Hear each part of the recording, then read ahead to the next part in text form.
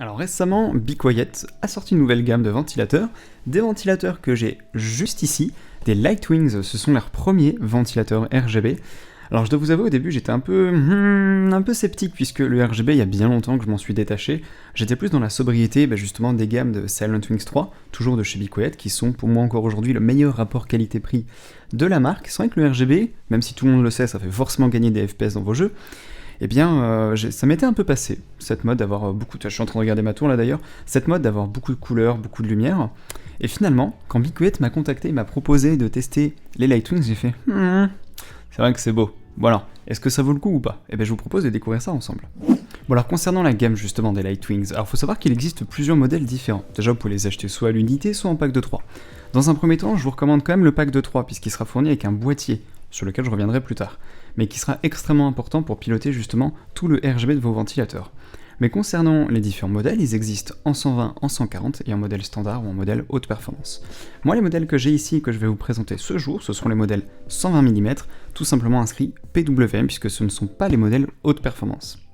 Et bien dans ces cas-là, vous me direz, mais quelle est la différence entre les modèles standards et les modèles haute performance? Les standards, ils vont plafonner à 1700 tours par minute à 100% de rotation, alors que les modèles haute performance vont monter jusqu'à 2500 tours par minute. Ces derniers seront d'ailleurs plus adaptés si vous avez une tour qui n'a pas forcément de mèche par exemple, ou alors si vous cherchez vraiment l'efficacité à son paroxysme. Moi ce que je recherche, c'est le silence, parce que ça c'est un truc qu'il ne faut pas oublier d'ailleurs, quand vous achetez un produit, le meilleur produit c'est pas celui qui aura la plus grosse fiche technique, c'est celui qui répondra le plus à vos besoins. Moi j'ai une Silent Base 802 de chez Be Quiet, à l'intérieur il y a 8 ventilateurs. J'ai pas besoin d'avoir 8 ventilateurs qui vont tous les 8 tourner en permanence à 2500 tours par minute. Pour moi, 1700 tours par minute qui vont tourner à 50-60% de leur vitesse maximale, eh bien ça me suffit, mais alors très largement. Moi ce que je veux c'est du silence. Et en parlant de silence, justement ce qui est hyper intéressant avec ces ventilateurs là, c'est que quand ils tournent à 100%, ils plafonnent à 20,6 décibels. C'est vraiment pas énorme. Les Silentwings 3, qui pour moi sont encore aujourd'hui d'ailleurs un des meilleurs rapports qualité-prix sur le marché si on cherche quelque chose qui allie performance et décibels, ceux-là ils tournent à 16,4 décibels. C'est extrêmement peu, c'est-à-dire que tu peux avoir ton boîtier qui est ouvert, avoir les ventilateurs à 100% et parler comme je parle là en fait à volume normal avec quelqu'un et tu ne seras pas gêné. L'ancienne marque de ventilateurs que j'avais, c'était le bruit qu'ils faisaient au minimum. Donc c'est-à-dire que ceux-là au maximum font moins de bruit que mes anciens ventilateurs au minimum. Déjà, c'est hyper important à garder à l'esprit. Du coup, les Lightwings, oui, ils vont faire très légèrement plus de bruit à 4 décibels d'écart vis-à-vis des Silentwings 3, mais en vrai vous les entendrez pas. Chose importante toutefois à préciser quand je vous parlais des modèles haute performance et des modèles standards, c'est que moi dans ma tour, comme je disais, j'en ai 8. J'en ai 8 qui sont en plus dans une tour en mesh. Ma façade avant, c'est du mesh, et le top, c'est du mesh également. Si toutefois vous avez pris l'option façade pleine, où vous avez une tour en fait qui n'a pas beaucoup de mesh, là effectivement les modèles haute performance sont plus intéressants parce que du coup il y a déjà moins d'air qui va rentrer dans votre ordinateur. Alors au niveau de la Silent Base justement, je vais vous montrer un peu comment j'ai configuré mes ventilateurs. Pour des raisons cosmétiques, j'ai choisi de ne pas mettre les 3 ventilateurs Lightwings côte à côte. Il y en a 2 qui sont en hauteur et un qui est à l'arrière. Pour une raison toute simple, c'est que si j'avais mis les 3 en hauteur, je les aurais très peu vus, puisque ma hauteur de vision est un peu plus élevée que celle du PC. Ce qui fait que je vois effectivement un peu le RGB sur la tranche des ventilateurs du haut, mais je voulais quand même en avoir un en arrière, que je puisse admirer, puisque c'est quand même le principe de ventilateurs RGB, qu'on puisse les regarder, qu'on puisse les admirer, qu'on puisse profiter du rétroéclairage. Toutefois, ça ne gêne absolument pas d'avoir ce type de ventilateur, même si ce ne sont pas des ventilateurs qui sont à haute performance, sur un water cooling I/O. Moi de mon côté, j'utilise un Pure Loop 360 de chez Be Quiet aussi, donc ce sont 3 ventilateurs de 120 mm qu'on peut installer dessus, et ça me fonctionne extrêmement bien. Le processeur il est entre 45 et 51 degrés je crois, quand je stream sur Twitch avec des jeux en 4K sur l'écran. Donc finalement ça fonctionne extrêmement bien, même si, attention, pour les puristes ou pour les plus précis d'entre vous, les modèles haute performance seront à privilégier, parce qu'ils peuvent monter jusqu'à 2500 tours par minute, si vous souhaitez mettre ces ventilateurs là contre un radiateur de water cooling, ou au contraire, que vous avez une tour qui n'a pas beaucoup de mesh. Parce que moi dans la Silent Base 802 que j'ai choisi d'avoir du mesh partout, que ce soit en façade ou sur le dessus. Mais si vous choisissez les plaques pleines, forcément vous aurez moins d'air qui va entrer, donc avoir des ventilateurs qui tournent un peu plus vite, ça peut quand même être plus intéressant. Concernant le petit boîtier, parce que tout à l'heure je vous parlais d'un boîtier qui était fourni, dans ce pack de 3. Il sera indispensable pour piloter le RGB. Alors ce boîtier je le trouve plutôt bien fini, plutôt bien pensé, à l'image de ces ventilateurs, j'ai pas trouvé le moindre défaut de fabrication, de montage, d'assemblage ou autre. Ce boîtier en plus a un petit avantage, c'est que du coup on voit bien, c'est marqué LED 1, 2, 3, 4, 5, 6, on reconnaît bien en fait quel est l'emplacement de chaque LED. Il s'alimente en SATA, je range mes ventilateurs, il s'alimente en SATA et il est fourni avec un adhésif double face, ce qui fait que vous pourrez le coller à peu près partout dans votre tour, ce qui est plutôt intéressant. À partir de là, deuxième point intéressant de ce boîtier et surtout des Lightwings, c'est qu'il n'y aura pas besoin de logiciel supplémentaire. C'est-à-dire que moi, mes anciens ventilateurs, mon ancienne marque, il fallait que j'installe un logiciel propriétaire du constructeur pour pouvoir régler uniquement le RGB de mes ventilateurs. Et à l'époque, j'avais des conflits. C'est justement pour ça aussi que j'avais arrêté le RGB. C'est que j'avais un logiciel pour la RAM, un logiciel pour water cooling, un logiciel pour les ventilateurs, un logiciel pour la carte mère. Et à la fin, ils rentraient tous en conflit les uns avec les autres et c'est absolument insupportable.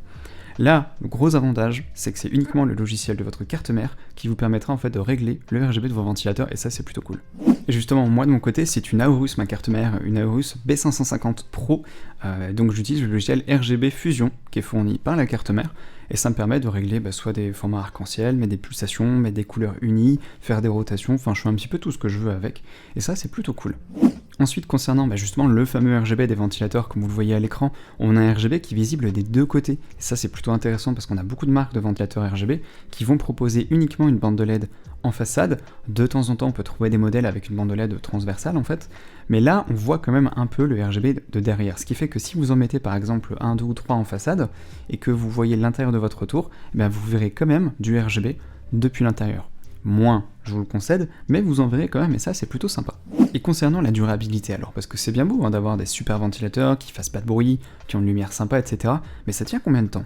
Eh bien, BeQuiet estime qu'ils tiennent environ 60 000 heures, ce qui fait à peu près 6 ans et 7 mois à tourner H24. H24 c'est sur cette attention. Donc on va dire qu'on est plutôt large sur la durée de vie du produit. Moi, avec ma méthode d'utilisation, je dois plutôt tourner sur 15 ans d'utilisation. D'ici là, j'aurai peut-être rechangé mes ventilateurs. Mais je suis plutôt content de voir qu'en tout cas, ils sont annoncés avec une excellente durée de vie. Mais, est-ce qu'il n'y a pas un point négatif à ces ventilateurs-là? Parce que je dis plein de bonnes choses, parce qu'il y a plein de bonnes choses à dire, ça c'est un fait. Ils sont silencieux, 20,6 décibels au maximum. On peut les installer un peu où on veut, puisqu'ils sont disponibles en 120 ou en 140 mm, en modèle haute performance ou en modèle normal. Même avec un radiateur IO, comme pour mon Pureloop, ça marche hyper bien. Le RGB se configure facilement avec le logiciel de votre carte mère, donc pas besoin d'installer un truc propriétaire en plus. Mais est-ce qu'il n'y aurait pas un point négatif à soulever? Eh bien oui, il y en a un. Alors, ce n'est pas vraiment du négatif, c'est plutôt une opportunité en fait, je pense qu'il pourrait être très intéressante pour la marque, parce que je rappelle que c'est leur toute première version qui est sortie au mois de novembre, il me semble, novembre 2021. J'ai remarqué quelque chose, parce que moi je suis un fou furieux du cam management, c'est que quand j'ai installé le boîtier dans ma tour, il y a, comme je vous disais tout à l'heure, un adhésif, il y a un double face qui est donné avec, qui permet de le placer n'importe où. Alors ça par contre c'est vrai que c'est génial. Ce qui toutefois pourrait être vraiment intéressant je pense, c'est d'avoir un emplacement pour un petit pas de vis sur le boîtier, puisqu'il fait quasiment le même format qu'un SSD interne. Donc je pense que ce qui pourrait être super intéressant, c'est d'avoir justement un petit emplacement de pas de vis pour pouvoir le fixer à l'arrière, parce que souvent, vous savez, à l'arrière du plateau de la carte mère, vous avez des emplacements pour mettre un ou deux SSD. Eh bien, ça serait super intéressant, puisque le souci, c'est que si par exemple, dans une semaine, je change de tour, un petit chat arrive, si dans une semaine, je change de tour, ou qu'un jour, je veux changer de tour, ou refaire mon câble management, ne viens pas de frotter au micro s'il te plaît, sinon je vais devoir refaire la prise, eh bien, je vais devoir enlever l'adhésif, et forcément, il tiendra moins. Donc, s'il tient moins, c'est-à-dire qu'il faut que j'en rachète un adhésif, pas un boîtier, mais du coup ça va être super compliqué à la longue de rebouger ce boîtier-là.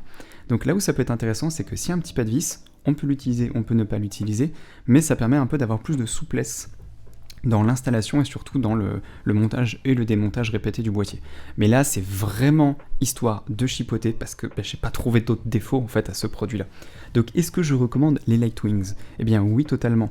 Ils ont d'ailleurs remplacé, parce que vous voyez des Silent Wings, il y en a partout, Et c'est pas BeQuiet qui me les a envoyés, Ceux-là, c'est moi qui me les suis pris. Alors, attendez, je vais enlever ça.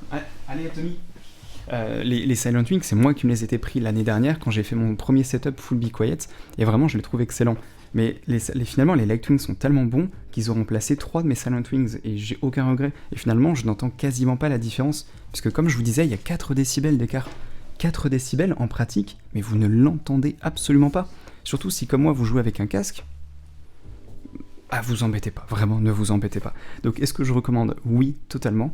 Et d'ailleurs, je vous invite à regarder une autre vidéo que j'ai postée sur cette chaîne, toujours en partenariat avec BeQuiet, qui m'a fourni justement la fameuse Silent Base 802 que vous voyez en photo depuis tout à l'heure, en photo et en vidéo, parce qu'on a les moyens sur cette chaîne de faire les deux. Donc, je vous invite à regarder la vidéo où je vous montre un petit peu comment fonctionne cette tour, pourquoi elle est aussi hyper intéressante. Et avant de se quitter, je vous propose Un petit encart publicitaire. Enfin, quand je dis publicité, je suis pas assez connu pour avoir un VPN ou un jeu mobile qui me sponsorise. Donc du coup, je vais faire ma propre autopromotion. C'est-à-dire que j'ai une chaîne Twitch que j'anime très régulièrement, entre 2 et 6 soirées par semaine, quand même, en dehors de mon boulot à côté. Et en fait, tous les mardis et tous les jeudis, je tiens un format qui est dédié à la technologie, où je réponds à toutes vos questions. C'est-à-dire, est-ce que vous avez envie d'acheter un nouvel écran? Super, vous hésitez entre deux modèles. Lequel choisir? Vous hésitez entre deux cartes mères, deux barrettes de RAM, deux processeurs. Enfin, si vous avez des questions comme ça, des doutes au niveau du choix des composants, ou vous avez envie de monter un setup, ou que vous choisissez une nouvelle chaise, un nouveau plan de construction, un nouveau plan de travail, un bras, un micro, une carte son, quelles que soient vos questions, on n'a encore jamais quasiment réussi à me poser une colle en live, et pourtant il y en a qui ont essayé. Alors il y a bien des fois j'ai pas eu la réponse, mais ce que je peux vous inviter à faire, c'est venir me rejoindre sur Twitch, chaîne Noix de Citron, tout pareil que YouTube.